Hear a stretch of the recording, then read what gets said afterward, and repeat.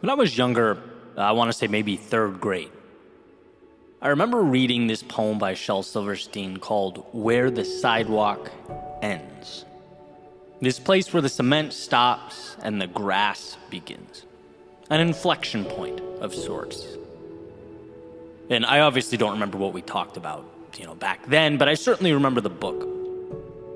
And a few weeks ago, I happened to be at the airport. I was walking through and I saw a bookstore and a Shel Silverstein book propped up in the front. And I couldn't stop thinking about it. I had that title stuck in my head, right, playing on loop, Where the Sidewalk Ends.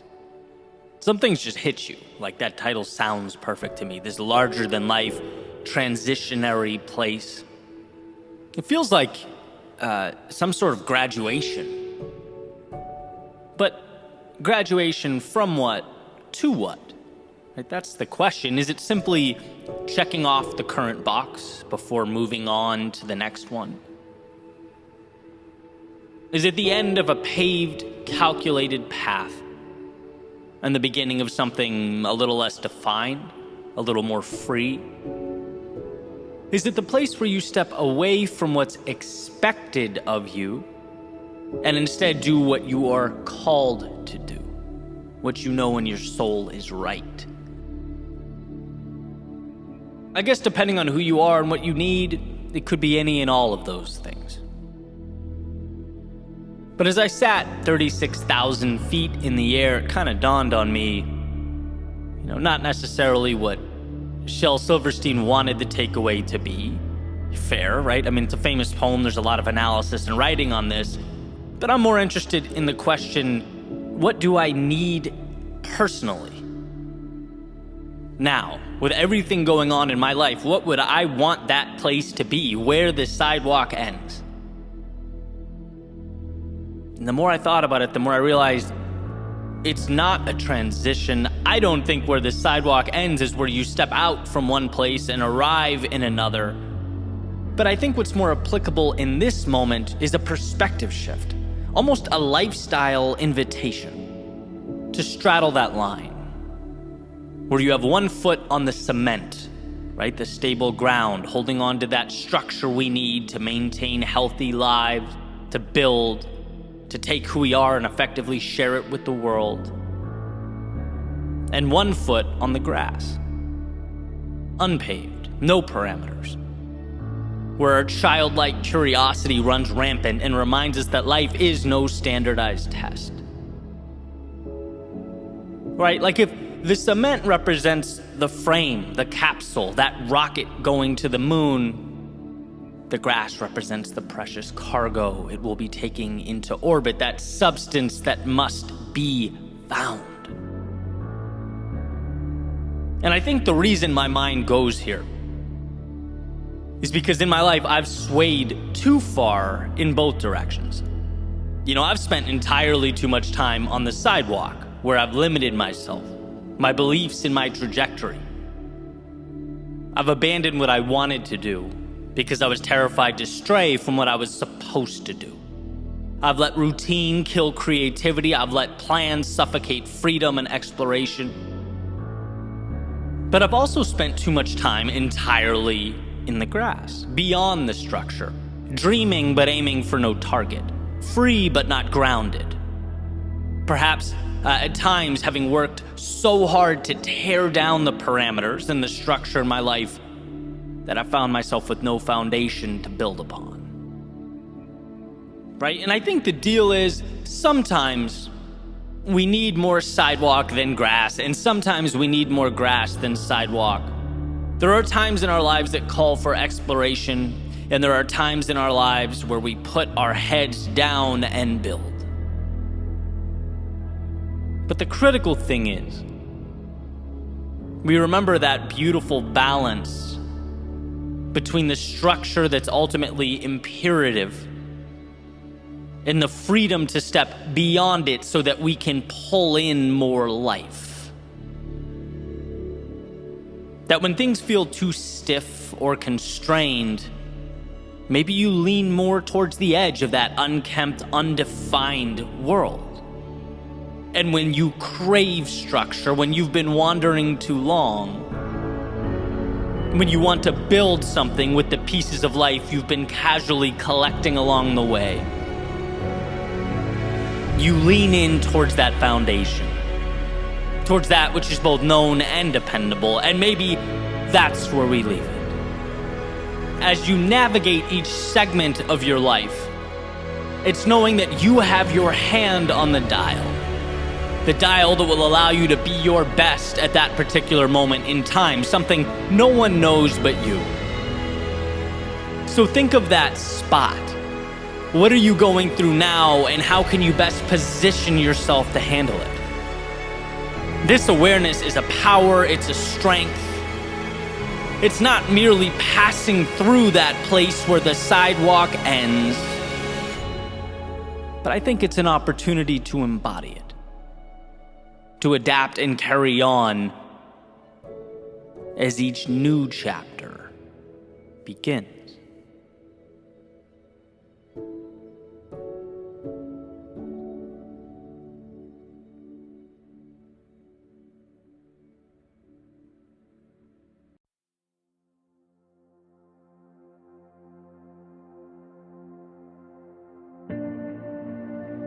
Someday, the things that you currently don't understand will make sense. Someday, the big things you're dealing with won't seem so big anymore. Someday, the doubts you have about yourself will be revealed as false. Someday, you'll see that the things you worry about didn't matter at all. Someday you'll see that the road before you wasn't something you had to walk flawlessly, but rather something you had to trust and believe in. Someday you'll look in the mirror and see that you had it in you the entire time, that there was nothing you needed or should have been hoping for. Yeah, someday. Someday that will all be true. But what about some days from the past?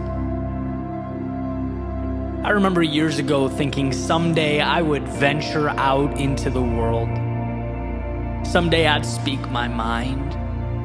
Someday I would start my own business. I would surround myself with people who believed in what I believe. Someday I'd make a little more money, have a little more time to do what I love. Someday I'd have all that. And as I look around, I realize it looks a lot like someday. But guess what? As we grow, so do our somedays. It's a chase that never ends. There's always something more. There's always something bigger and better. And the problem is not the ambition. The problem is forgetting that in so many ways, you've dreamt of being where you stand right now. You have arrived. You're not the same person that 10 years ago was throwing some days out into the universe. No, you have grown. You have learned. You have evolved. And why does this matter? It matters because without acknowledging how far you've come, you cannot acquire the strength needed to go where you must go. When you don't feel good enough, it's often because you haven't looked over your shoulder and opened your eyes. The evidence is right there. It's hiding in plain sight. There's proof that you've been there, that you've faced demons and conquered them, endured your battles and overcame. You did that. And at one point not that long ago, you couldn't say that you had. You weren't yet that person, but things are different now. What you have today was once only that hopeful someday. It was a fleeting thought. It had no merit and no value, yet you brought it to life. Look what you've done. Understand how far you've come, how you ran when you could, you walked when it was possible, you crawled when you had to, and continued on to arrive at a someday that is right now. You, my friend, are a maker of things unseen, an architect of tomorrows and somedays. So don't you dare, don't you ever entertain the delusion that this gift suddenly stops now. Suddenly the burden is too much. The mountain is too tall. No, what you do is overcome. That is who you are. You've done it for you. You've done it for the ones you love, and in some cases, the ones who didn't even understand, but you kept going. Marching through the fires of hell to turn some days into right nows. And I get that the road before you is uncertain. There's no way to know exactly how life will unfold. But that's besides the point. A bird can't predict every gust of wind it's going to encounter. It spreads its wings, takes off, and adapts because it can, because it always has, because that's what it does. I'm not advocating that you should have all the answers. No, I'm suggesting that you trust yourself to find them. To move forward into the haze that surrounds you, to make sense of the seemingly illogical, bring about reality from the make-believe. Someday, you will have what you're aiming for. But here's to never letting a today go by without realizing that you are always living out a someday from your past. You are always arriving and leaving simultaneously. The accomplished and the student, crossing a finish line and on the starting block with another race around the corner, another chance to stretch your legs and reach for the heavens. If you ever forget that, I ask that you find it within yourself to look over your shoulder, to remember what you once asked for, and to appreciate the journey that you have undertaken. You did that. Now onward you go. You have more some days to bring to life.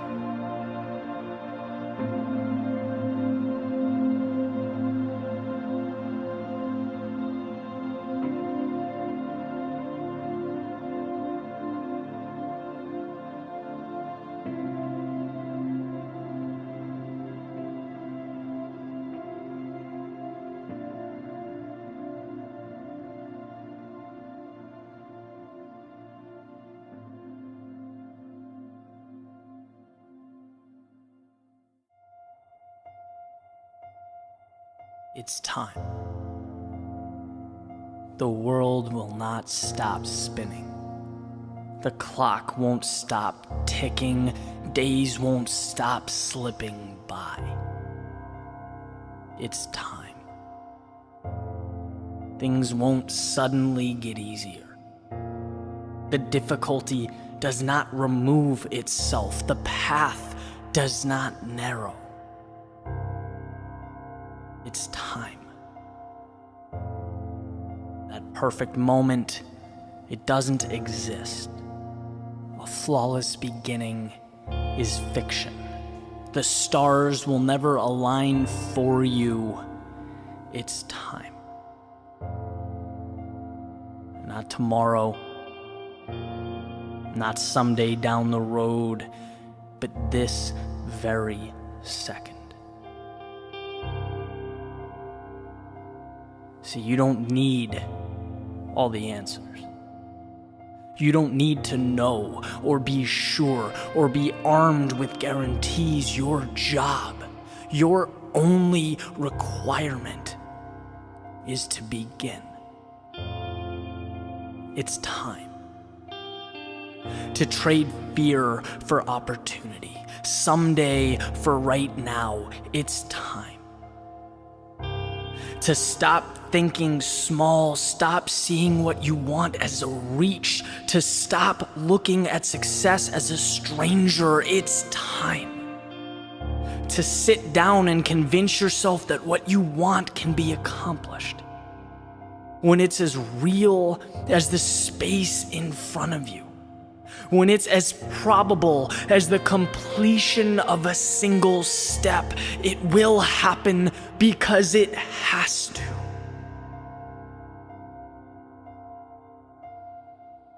It's time.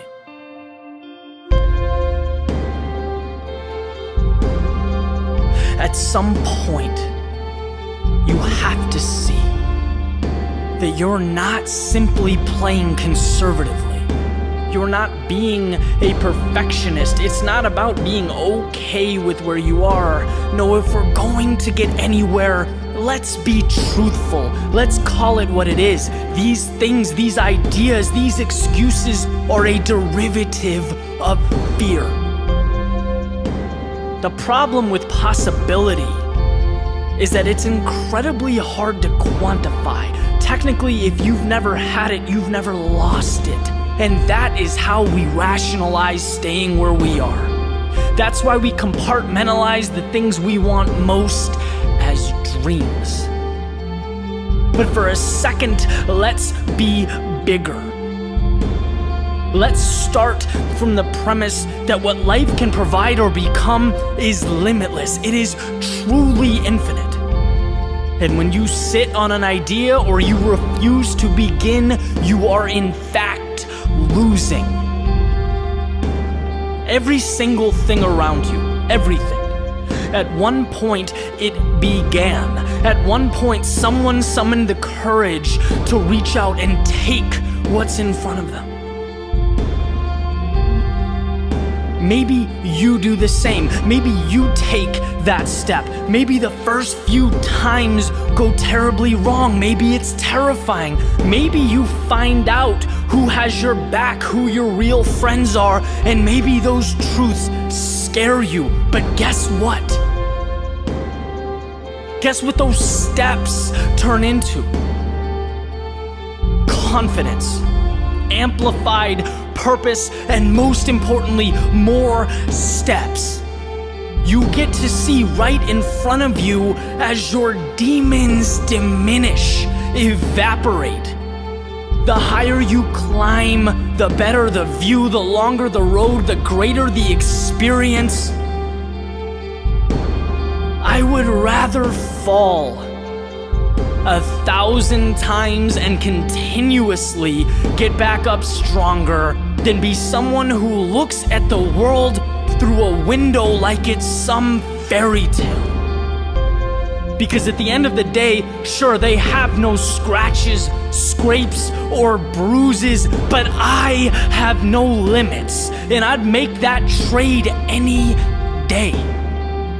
It is time to stop separating what you want from what you have and take that step forward. It's time to go get it. No one is stopping you. Nothing is stopping you. And in fact, if you choose to be, you are unstoppable. So take a look in the mirror, lace up your shoes, open the door, and begin. It's time.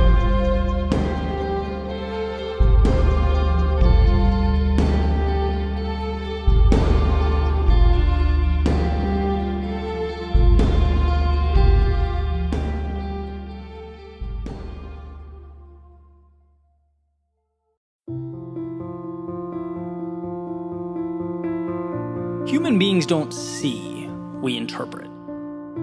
We don't take in what happens. We take in the implication of what happens. Everything in our world is story. It's similar to the idea of two ideologically different news organizations, right, reporting on the same event. Neither will be completely factual. They'll both uphold their individual narratives. They're not black and white. They're interpreting gray space. And our individual lives are no different. We are our own broadcasting channels, using data to support our individual narratives. See, we know what the story's going to say before the story occurs because we will make it so. We'll make life fit our beliefs. That's what it means to be human.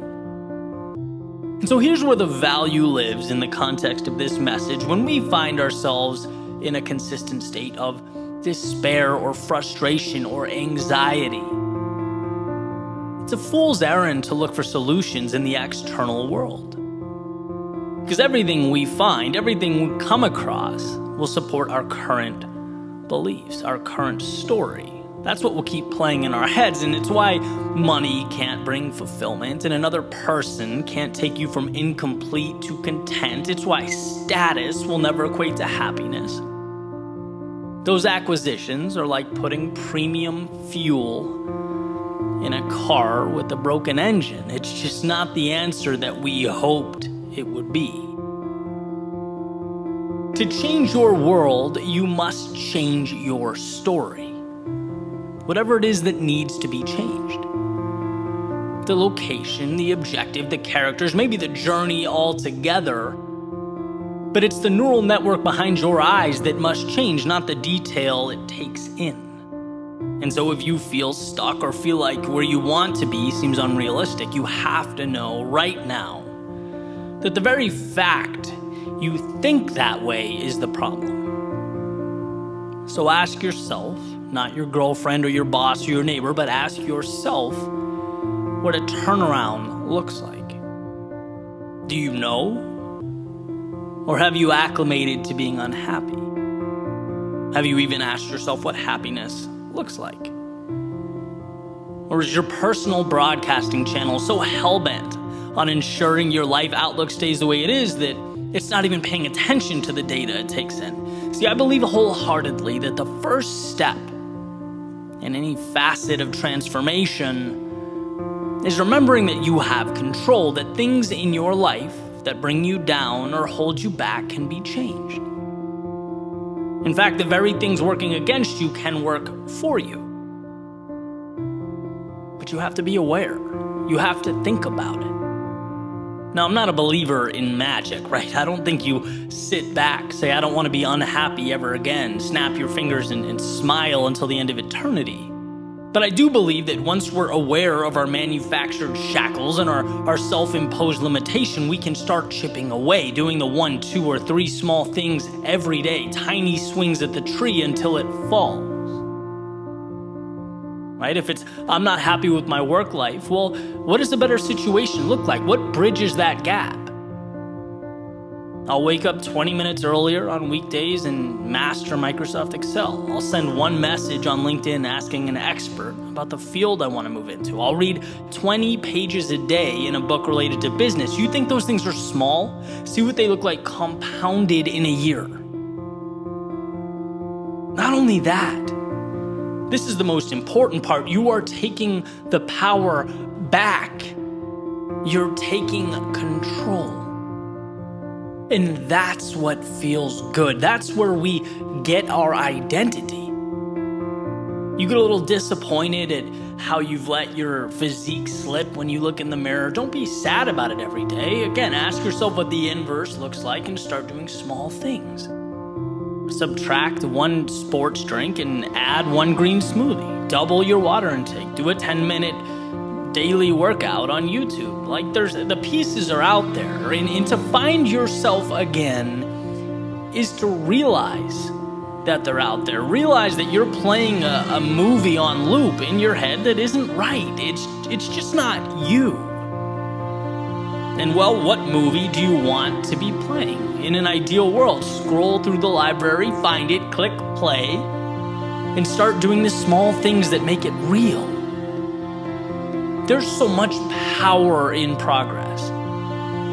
I've seen this unfold in different areas of my life, but particularly as a writer, as a speaker, it's like you identify who you want to be, you start making tiny steps, and after a while, you're surrounded by the change that you've created. How can you not believe something that you're starting to live? It has to become your identity because it is you, it's around you. You breathe it. So look around and realize the malleability of your situation.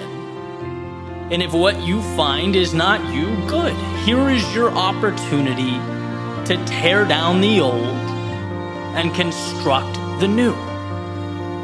You can do that because you have control, because it's within your grasp.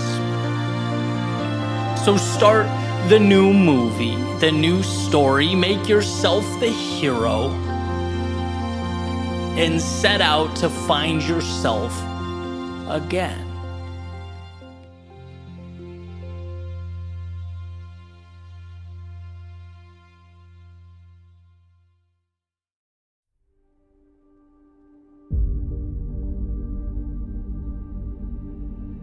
I saw an interview by one of my favorite authors today, Steven Pressfield, where he highlighted what I believe to be a critical and often overlooked point.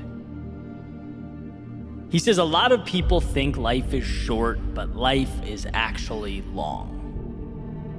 And he goes on to explain that he didn't even get his first book published until well into his adult life, making the point that people at 24, 34, 54, 64, they think they've won or lost.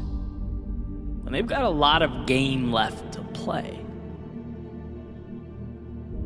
And this message, it does a few things. I think first and most obviously, it creates a kind of calm. Like, okay, I can take some of the pressure off myself. Life isn't a sprint, it's a marathon. I'm not doing so bad. Sometimes we lose that perspective.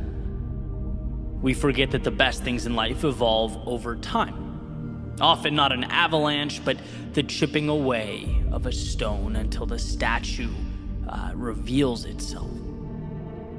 As frustrating as it may be, clarity is often an evolution. And the second thing is, it plays a role in defining what success means. If games are won in the second half, as they frequently are, then we learn not to define ourselves by the outcome of the first quarter. But more importantly, to put ourselves in position to win in the fourth. The score at halftime is not defining. It's a treasure trove of lessons and information and data that can be tapped into to get the result that we ultimately want.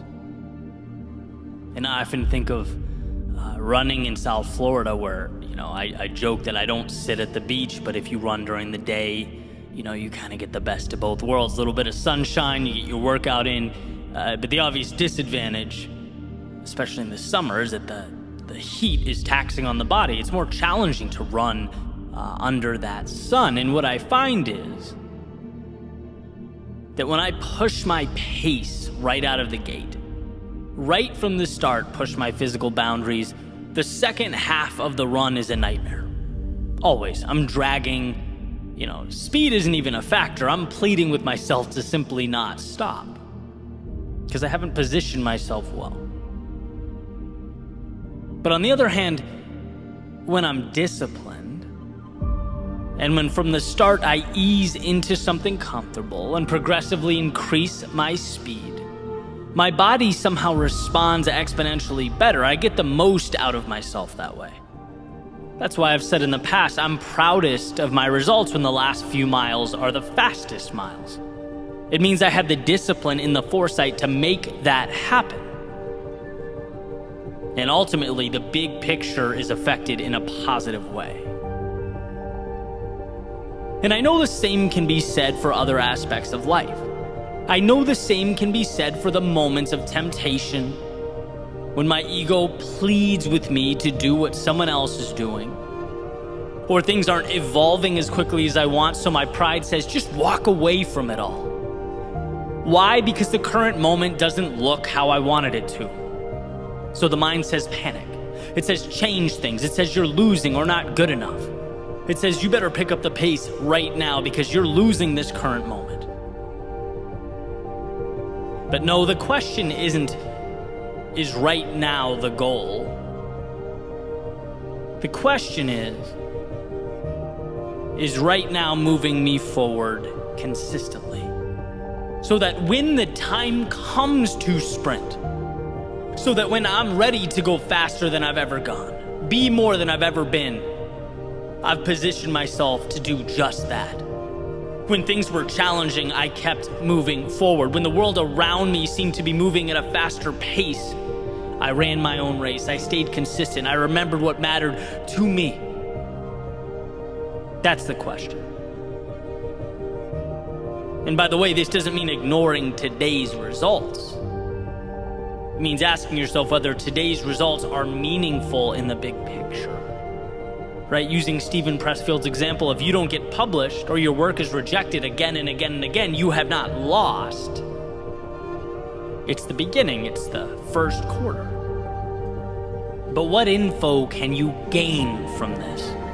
What tweaks can you make to your work so that it's in some way more captivating? How can you sell it a little better? What can you do to connect with people who will believe in you and help push you forward? Remember, you only lose when you decide to stop. Why? Because as long as you're willing to adjust and keep going, there are no stopping points. People don't realize limitations are self-imposed. Losing or quitting just means you stood up and said, I'm going to stop learning and evolving with regard to this pursuit. I no longer want to adapt and move on. No outside circumstances can impose that upon you. It's truly an internal decision. I remember Jim Rohn saying, success is easy. Doing the thing that's best for you in the long run is easy. Doing the right things every day is easy. And people would say, well, that doesn't make sense. Why isn't everyone successful? Well, because doing the wrong thing is easy too. It's easy to think right now is the end-all be-all. To forget the big picture, that life is a journey, that you are equipped with everything you need. And when you don't see success to your left or right, when your ideal world hasn't been created, to panic. To seek drastic change instead of remembering one step in front of the other gets you to your finish line. Instead of remembering the second half is where you make your move, is where you make your push. Not every swing is a home run. Not every swing needs to be a home run. It's about on-base percentage. It's about setting yourself up for success. Step by step, day by day, allowing yourself to evolve. Because if you hang in there long enough, if you say yes and trust yourself long enough, you will get your Super Bowl. You will get your midday run when the sun is at its fullest, you're exhausted, you're tired, and you don't want to keep going. But because you invested in the big picture, because you played the long game, you'll be one of the few who understands, who has created the weapon, the answer, the key that will open the door very few people get to open and walk through. The best things in life take time, and time requires patience. Patience can be painful. It can cause suffering, chaos. But from that chaos comes order. From that suffering comes meaning. Everything we needed and wanted is on the other side of that evolution. See that your short-term losses are not crippling you. They are creating you.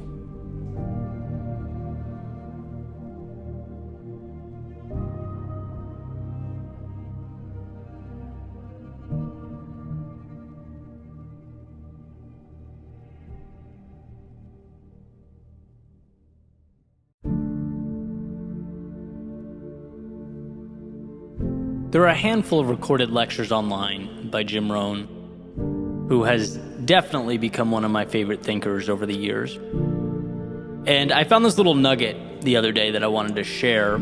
He says, there are 4 emotions that will change your life: disgust, decision, desire, and resolve.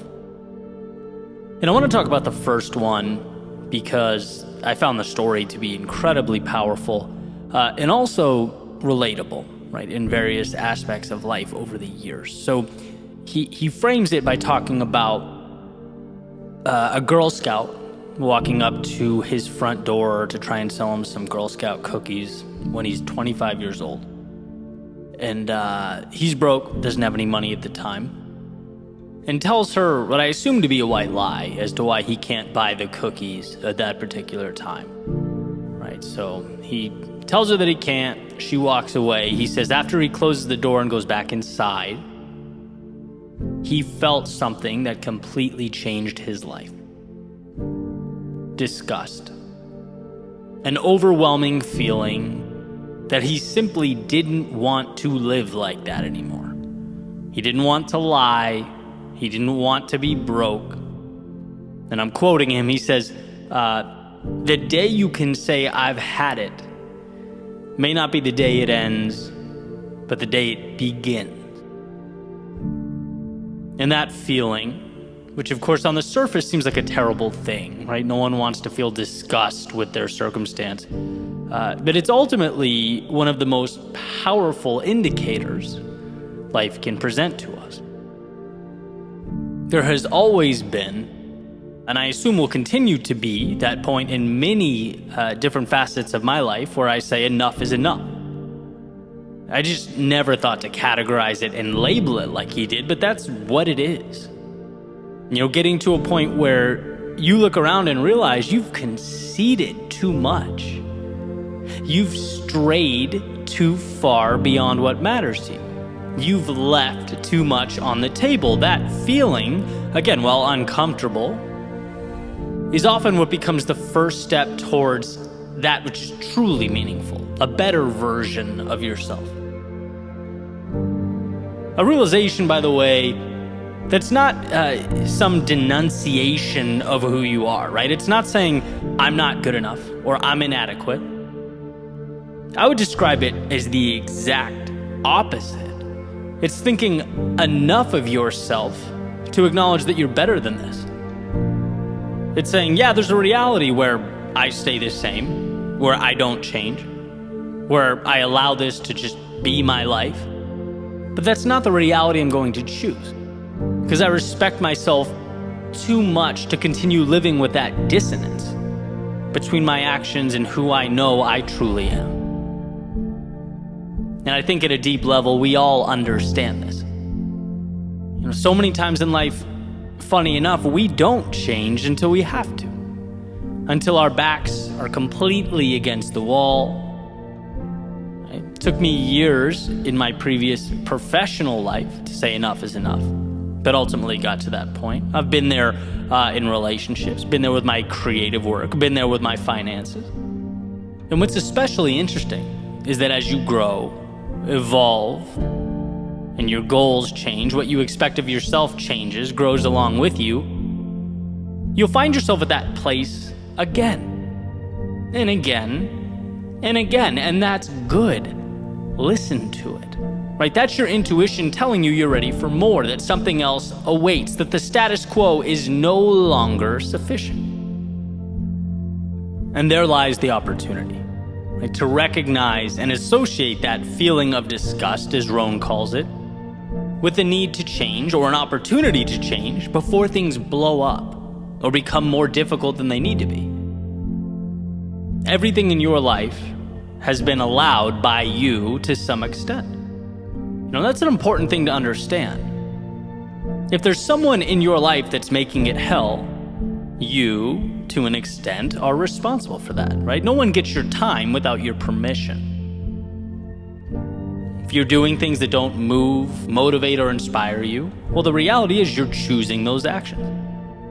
Now, the circumstances may be specific to you, they may be difficult, and I understand that, but are you asking yourself how you can begin moving away from it? How you can put walls between yourself and the things that drag you down? Because the bottom line is, it's very easy to become accustomed to things that are a drain on our lives. The old frog in the boiling water, right? You throw a frog in a pot of hot water, it'll jump right out. But you put it in a pot of cool water, and you slowly but incrementally increase the temperature until it's boiling, the frog won't realize it's burning alive. I think in the same way, we learn to live with that situational disgust. The things we're unhappy with just become the baseline or normal. It becomes regular. And what I love about this Girl Scout cookie story is that light bulb moment where it's like, no, I don't have to accept this. I can take back control. I dictate how I'm going to live, and I know this isn't it. Now, you don't need to have all the answers right away. In fact, you most certainly won't have them. But every journey, as the saying goes, begins with the first step. That's precisely why the moment is so powerful. You don't start moving to that new place until you realize that you want to start moving away from where you are. Rohn talks about disgust being a powerful motivator. That's why. It's the initial leverage you need to create that momentum. To see the gap between where you want to be and where you are. And this is ultimately a call to that realization. Do an audit on yourself and your contentment, the places you find lacking. They're calling for your attention. And it's normal, it's okay, it's part of life, but it's also your opportunity to begin making that change.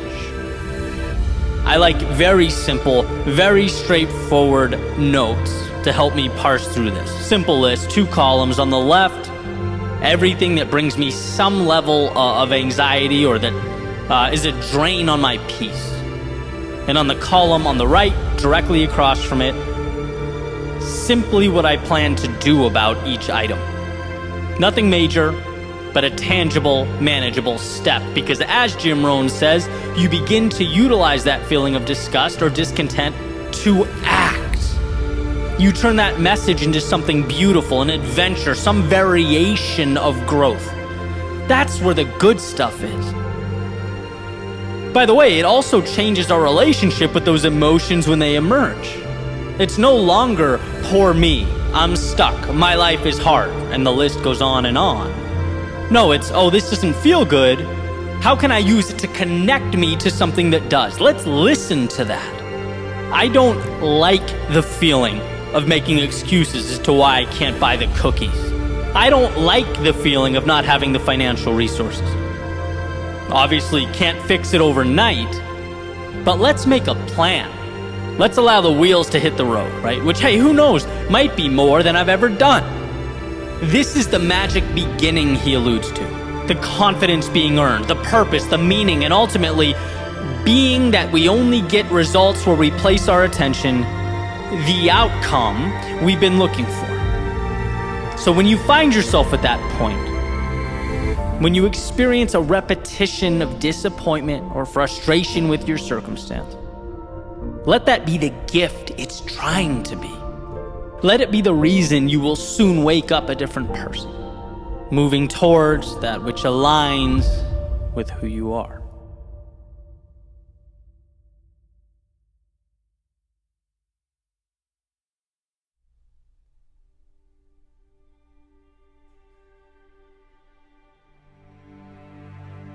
Came across a quote recently that said the road to success is dotted with many tempting parking spaces. And I thought this demonstrated or captured a realization that's pretty hard to articulate. And that is just how tempting it is to rationalize stopping or discontinuing your journey when life gets tough. How much sense it always makes to want to call it quits when things get uncomfortable. It's like, it's not just that doing something valuable is hard. It's that it's hard, and every 3 feet there's an invitation to not have to do it anymore. There's an endless supply of exit signs and escape routes. Therefore, accomplishing a goal is simultaneously saying yes to the challenging things while also saying no to the comfortable things.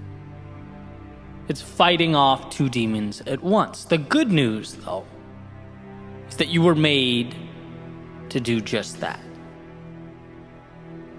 You just have to change the way you internalize the process. You have to change what you see along the way. I talk a lot about perfection as the enemy. And that's something I wholeheartedly believe to be true, but I generally talk about it in the context of perfection keeping us from starting, right? I try and unveil perfection as this defense mechanism that it truly is. Oh, things aren't perfect, I'll wait. Things aren't exactly where I want them to be, then I won't go. Emphasizing that it's in going that perfection is crafted. Like a statue being chiseled from stone. You fall, you get back up, and find that in doing so, you end up with a little more clarity than you had when you started. You let the trials and tribulations of the journey refine the product. And so that's the beginning, right? That's finding the courage to start, removing the idea of perfect when really it's just our fears masked. But what about when you've already started? What about when you're underway, when you're in the midst of those trials and tribulations? Because we all know this. When you're in pain, your body wants one thing: to remove yourself from the pain. When things are uncomfortable, your default is to seek out those aforementioned parking spaces. Reprieve from the grasp of the unknown. Things aren't perfect, then I'm done here. Things feel awkward or uncomfortable or unclear, then why bother? What I want to do right now is make the argument that it's most important to continue forward when we're in these moments. It's most critical to move forward when the road is unclear and those tempting parking spaces start revealing themselves. Things are not perfect, maybe even far from perfect. And this is right about the time when we forget why we started. I've run into this in my past, right? Particularly with injuries. There was a period in my not too distant past when my ankle and shoulder were simultaneously messed up, right? So couldn't run, couldn't really do any upper body work. My physical activity really took a dive, right? So I'm a little discouraged. And sure enough, I found the eat whatever you want parking space. It's like, who cares? You're not working out. What's the point? Just focus on the business. Put a pause on all that stuff. And then eating whatever I wanted became, well, what's the point of getting up at 5 when I could just get up at 7? I sleep 2 hours longer is how I rationalized it. It's not like I'm going to be running. And then there goes some very important alone time, thinking time, and you can see how easily the wheels sort of fall off the wagon. Not because you're a bad person or don't want the result, but because the second things stop being perfect or working the way I wanted them to, I found a parking space. There will be few stretches of time in life when everything's perfect. Things going exactly how you want them to. It will simply be the exception, not the rule. And then the question becomes, can you put your head down and continue forward, knowing that life will call for adaptation and adjustment? But that those tempting exit signs are not for you. They are weakness. They are for those who forget their strength and their courage. I mentioned a little while ago that growth is fighting two demons. Saying yes to the mountain ahead and no to the off-ramps. But when you step back and look at things different, you change the dynamic. You put the odds in your favor. When the off-ramps become reminders of your strength as you pass them one by one, indicators of your commitment to move forward. And when the mountain ahead becomes merely the way, not some giant sacrifice or monster, but merely a path, things simplify in a way that empowers you on your mission. There is no perfect or imperfect. There is adjusting when necessary and taking the next little step along the way. And using the previous example, it's like I'm injured, okay? This will definitely be a time for adjustment. Maybe it's yoga, stretching, practicing being more patient, maybe greater emphasis on meditation, mental strength, whatever it is, but we don't stop. We continue stepping forward. The next step will look a little different, but that's all. If perfect is a standard one's seeking to maintain, they'll always be pulling over. They'll always be backing off, because very rarely do we have stretches of perfection. Life is an adjustment game, not a perfection game. Life asks, what can you do when your hands are tied behind your back? What can you do when you're tired? What can you do when you've just endured loss, when your pride hurts, your plans fail? And trust me, that's when you see all those off-ramps. That's when something in the back of your mind says, hey, all this goes away if you just throw in the towel. Just go seek perfection somewhere else. You'll find it there. But you can chase that rabbit down a million paths. There is no perfection waiting for you, and there is no flawless pursuit. Life comes down to what will you do now? Where you are with what you have, can you find a way to win when it hurts? Look, we all need to understand that life is innately difficult. And success calls for a simplification that is adapting and stepping forward. That's all. Things are hard, you step. Things don't go as you planned, you adapt and you step. But you are always moving towards that North Star, whatever it is for you. It's deeming those parking spaces insignificant with regard to your life and your journey. Quitting is not brought about by the external world. No, failure is a decision. Failure is saying, you know what, this costs more effort than I'm willing to pay. Those parking spaces have become more tempting than the top of this mountain. Failure is a choice. And so, for one to succeed, they must simply stay in motion. Choose adaptation over a self-imposed end. Yeah, enjoy those moments of perfection, the times the stars do align. But see them as the exception, not the rule. We are not defined when things are great. We are defined by our ability to pick up the pieces and keep moving forward when they're not. Our lives are shaped by the exits we don't take, the parking spaces we don't even notice as we ascend the mountain that is life. Because anything other than the road ahead was never an option. You didn't succeed because things were perfect. You succeeded because you found a way to win when they weren't.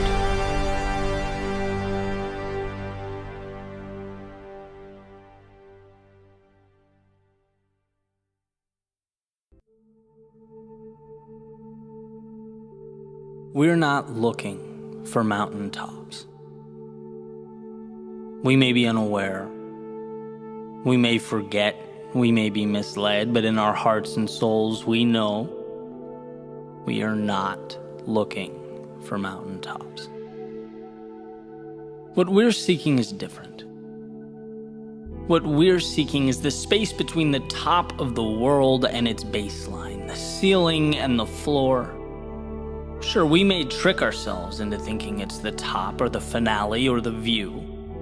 But as has been said before, if the goal were truly the top, we wouldn't bother ourselves by climbing. We'd be dropped off at the top by helicopter.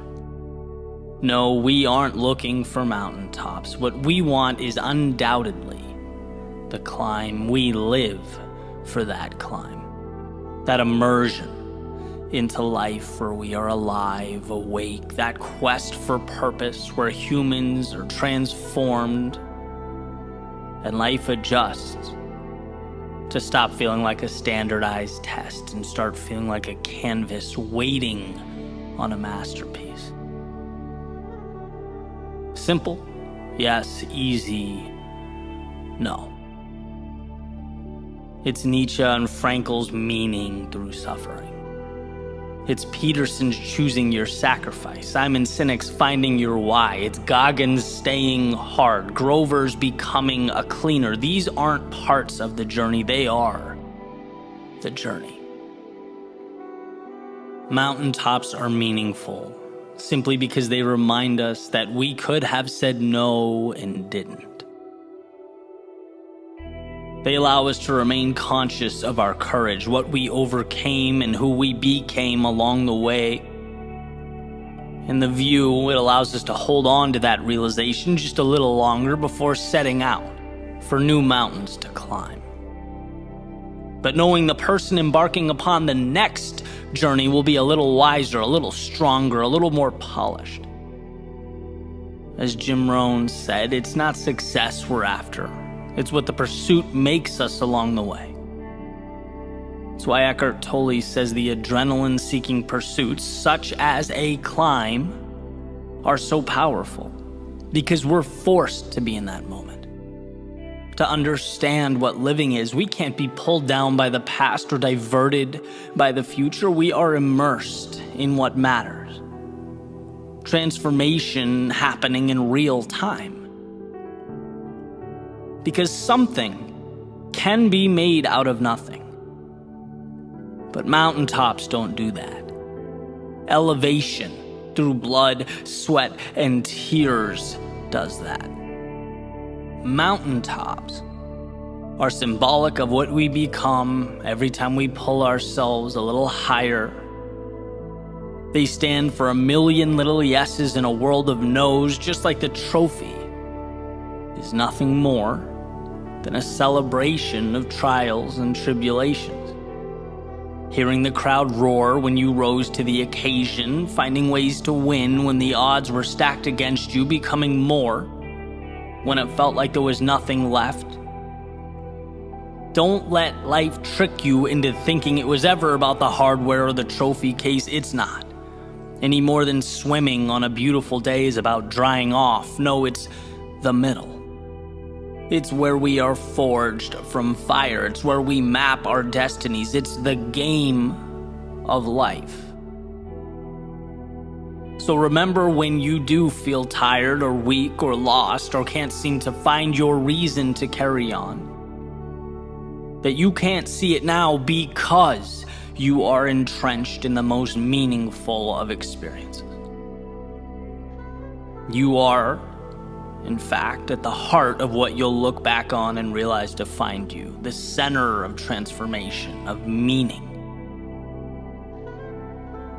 Remember that idea that if mountaintops were the goal, we wouldn't climb, we would get dropped by helicopter. This journey, with all its ups and downs, is life at its fullest. It's why you're here.